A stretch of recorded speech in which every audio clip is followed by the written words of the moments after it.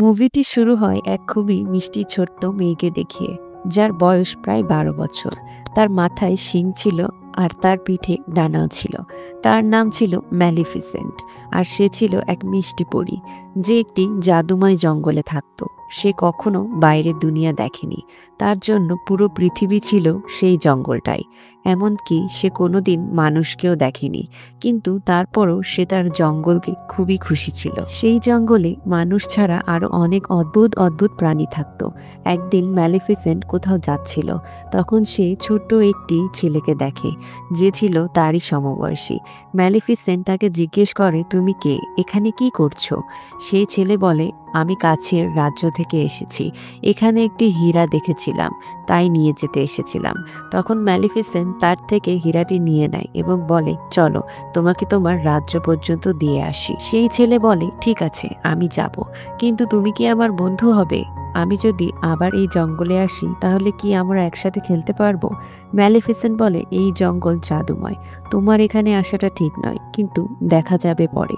এই কথা বলেই তারা হ্যান্ডশেক করে, কিন্তু তখন ম্যালিফিসেন্ট একটা ধাক্কা খায়। আসলে সেই ছেলেটির পরনে থাকা লোহার আংটির স্পর্শে সে বলে লোহা পরীদের জ্বালিয়ে দেয়। তাই পরবর্তীতে ছেলেটি আংটিটি ছুঁড়ে ফেলে দেয়। এরপর আমরা দেখি ছেলেটি নিজের রাজ্যে ফিরে যায়। যদিও সেই রাজ্য ম্যালিফিসেন্টের জঙ্গলের শত্রু ছিল, কিন্তু তাদের মধ্যে বন্ধুত্ব গড়ে ওঠে। তারা একসাথে খেলতো, সময় কাটাতো।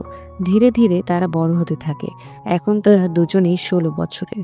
একে অপরকে তারা পছন্দ করতে শুরু করে। ম্যালিফিসেন্ট এখন বিশ্বাস করতে শুরু করে যে মানুষ তাদের শত্রু নয় এবং সব মানুষ খারাপ নয়। কিন্তু একদিন সে মনে করে সেই ছেলে অনেকদিন হলো আসেনি।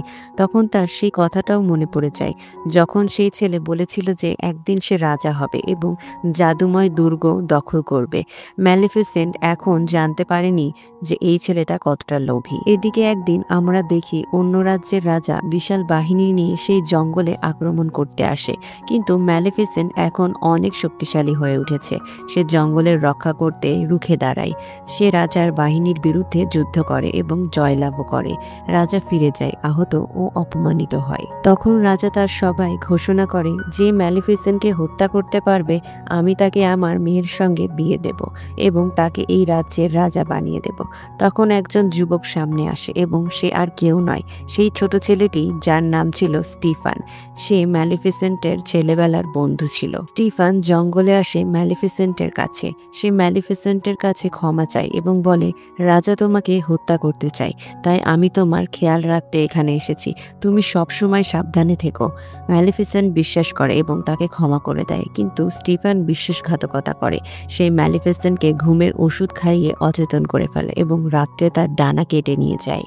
পরদিন ম্যালিফিসেন্ট যখন জাগে, দেখে তার ডানা নেই এবং সে কাঁদতে থাকে, চিৎকার করে ওঠে। স্টিফেন তার ডানা রাজার কাছে নিয়ে যায় এবং রাজা খুশি হয়ে তার মেয়ের সঙ্গে বিয়ে দিয়ে দেয়। স্টিফান রাজা হয়ে যায়। এই বিশ্বাসঘাতকতার পর ম্যালিফিসেন্ট মানুষের ওপর থেকে বিশ্বাস হারায় এবং সে মানুষদের ঘেন্না করতে শুরু করে।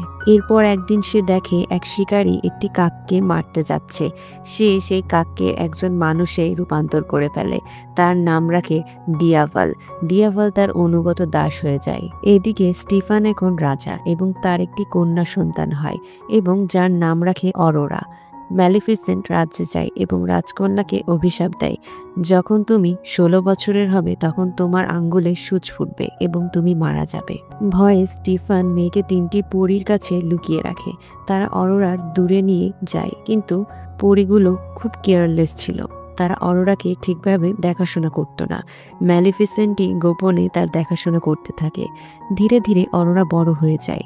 ম্যালিফিসেন্ট তাকে ভালোবাসতে শুরু করে। সে অভিশাপ তুলে নিতে চায়, কিন্তু সে তা পারে না, কারণ অভিশাপ ছিল চিরস্থায়ী। ম্যালিফিসেন্ট তখন প্রার্থনা করে যেন অরোরার সত্যিকারের প্রেম তাকে রক্ষা করতে পারে। একদিন অরোরা একটি ছেলেকে দেখে এবং দুজনেই একে অপরকে পছন্দ করতে শুরু করে। পরীরা বুঝতে পারে যে সম্ভবত রাজকন্যা অরোরা বুঝে গেছে তার মা বাবা এখনো জীবিত এবং সে হয়তো রাজ্যে ফিরতে চাইবে নিজের পরিচয় জানার পর। তখন সেই ৩ পরী অরোরাকে সব সত্যি কথা বলে দেয়, কি কি ঘটেছিল, এবং জানায় এক দুষ্টু পরী আছে যে তাকে হত্যা করতে চায়। তারা জানায় সে দুষ্টু পরী আর কেউ নয়, ম্যালিফিসেন্ট। এটা শুনে রাজকন্যা অরোরা বিশ্বাস করতে পারে না। খুব কষ্ট পেয়ে সে ম্যালিফিসেন্টের কাছে যায় এবং জিজ্ঞেস করে, আমি যা শুনছি তা কি সব সত্যি? ম্যালিফিসেন্ট তাকে ভালোবাসার সঙ্গে বলে, হ্যাঁ, এটা সত্যি। আমি তোমার ওপর অভিশাপ দিয়েছিলাম, কিন্তু এখন আমার মন বদলে গেছে। আমি এটা শুধুমাত্র তোমার বাবার কারণে করেছিলাম। এখন আমি চাই না তুমি মরে যাও। আমি তোমাকে খুব ভালোবাসি। অরোরা কষ্ট পায় ও সেখান থেকে চলে যায়। সে সোজা রাজ্যে গিয়ে তার বাবা স্টিফেনের বুকে পড়ে কাঁদতে কাঁদতে বলে, ড্যাড, আমি আপনাদের খুব মিস করতাম। আমি ভাবতাম আমি একা। স্টিফেন রাজা তখন রেগে যান ৩ পরীর ওপর। তিনি বলেন, আমি বলেছিলাম অরোরাকে তার ১৬তম জন্মদিনের পর নিয়ে আসতে, কিন্তু তোমরা সব জানার পরেও একদিন আগে নিয়ে চলে এলে। তিনি আদেশ দেন অরোরাকে একটা ফাঁকা ঘরে বন্দি করে রাখা হোক, যেন তার আশেপাশে কিছু না থাকে এবং কেউ তার কাছে না যায়। কিন্তু রাজা অভিশাপ তো ঠেকাতে পারত না। অরোরার ১৬তম জন্মদিনেই অভিশাপের প্রভাব পড়ে। সে নিজেই চলে যায় সেই জায়গায় যেখানে সুতো কাটার যন্ত্র ছিল এবং সেখানকার সূচে নিজের থেকেই হাত ছুঁয়ে দেয়। এরপর সে গভীর ঘুমে আচ্ছন্ন হয়ে পড়ে। রাজা ভীষণ দুশ্চিন্তায় পড়ে যান, কারণ এখন তার মেয়ে হয়তো আর কখনো জেগে উঠবে না। ওদিকে ম্যালিফিসেন্টও দুঃখে ভেঙে পড়েন। সে মনে করে সেই ছেলেটি যে অরোরার সাথে পথে দেখা করেছিল হয়তো তার সত্যিকারের ভালোবাসা, তাই সে তাকে নিয়ে আসে। অরোরার ঘুমিয়েছিল। এমন সময় এক পরী রাজাকে বলে, আপনি তার বাবা, আপনি তাকে ভালোবাসেন, আপনি তার কপালে একটা চুমু দিন, হতে পারে তিনি তার সত্যিকারের ভালোবাসা। কিন্তু রাজা স্টিফেন বলে, না, আমি কখনো কারোর সত্যিকারের ভালোবাসা হতে পারি না। আমি ম্যালিফিসেন্টকে ধোঁকা দিয়েছিলাম, তাই এসব কিছু ঘটেছে।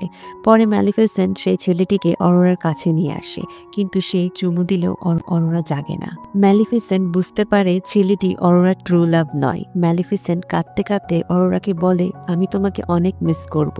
তোমার হাসি আমার মনে পড়বে। আমি কখনো তোমাকে ভুলতে পারবো না। এই কথা বলে সে অরোরার কপালে একটি চুমু দেয়। ঠিক তখনই অরোরা জেগে ওঠে এবং বলে, থামুন গডমাদার। অরোরা বুঝতে পারে ম্যালিফিসেন্টই তার সত্যিকারের ভালোবাসা। সে ম্যালিফিসেন্টকে বলে, আমি তোমার জঙ্গলেই থাকতে চাই। ম্যালিফিসেন্ট তাকে সঙ্গ নিয়ে যেতে শুরু করে, কিন্তু হঠাৎ পেছন থেকে রাজা স্টিফেনের লোকেরা তাদের ফাঁদে ফেলে। তারা লোহার জাল ফেলে যাতে ম্যালিফিসেন্টকে আটকাতে পারে। ম্যালিফিসেন্ট অসহায় হয়ে পড়ে, কিন্তু তখন সে তার পাখিকে ড্রাগন রূপান্তর করে। ড্রাগন আগুন ছুটতে থাকে এবং অনেক সৈন্যকে পুড়িয়ে দেয়। ম্যালিফিসেন্ট আবারও শক্তি ফিরে পায়, কিন্তু তখন রাজা স্টিফেন আসে লোহার ঢাল পরে, যাতে সে ম্যালিফিসেন্টকে চিরতর শেষ করে দিতে পারে। অন্যদিকে অরোরা দেখতে পায় তার প্রিয় ম্যালিফিসেন্টের একটা দানা ঘরে রাখা আছে এবং সেটি মুভমেন্ট করছে। সেই ডানাটিকে মুক্ত করে দেয় আর ডানাটি ম্যালিফিসেন্টের সাথে এক হয়ে যায়। ম্যালিফিসেন্ট উঠতে শুরু করে, স্টিফেনকে সঙ্গে নিয়ে যায়, কিন্তু সে তাকে ফেলে দেয় না। স্টিফেন ম্যালিফিসেন্টকে আঘাত করতে চায়, দুজনেই নিচে পড়ে যায়। স্টিফেন ম্যালিফিসেন্টের ডানা ধরে রাখে যাতে সে উঠতে না পারে, কিন্তু ঠিক সময় মতো ম্যালিফিসেন্ট ডানা মেলে দিয়ে উড়ে যায় আর স্টিফেন নিচে পড়ে মারা যায়। ম্যালিফিসেন্ট তার জঙ্গলে ফিরে আসে এবং পরের দিন ম্যালিফিসেন্ট জঙ্গলের চারপাশের সব বাধা তুলে দেয় এবং সবুজে ভরে ওঠে জঙ্গল।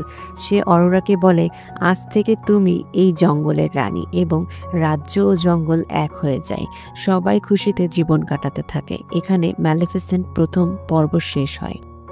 সো বন্ধুরা, মুভিটি আপনাদের কেমন লাগলো তা কমেন্টে জানাবে। ভালো লাগলে একটা লাইক করে দিবেন। চ্যানেলে নতুন হলে চ্যানেলটি সাবস্ক্রাইব করতে ভুলবেন না। খুব তাড়াতাড়ি আমরা দ্বিতীয় পর্ব নিয়ে আসছি। ধন্যবাদ।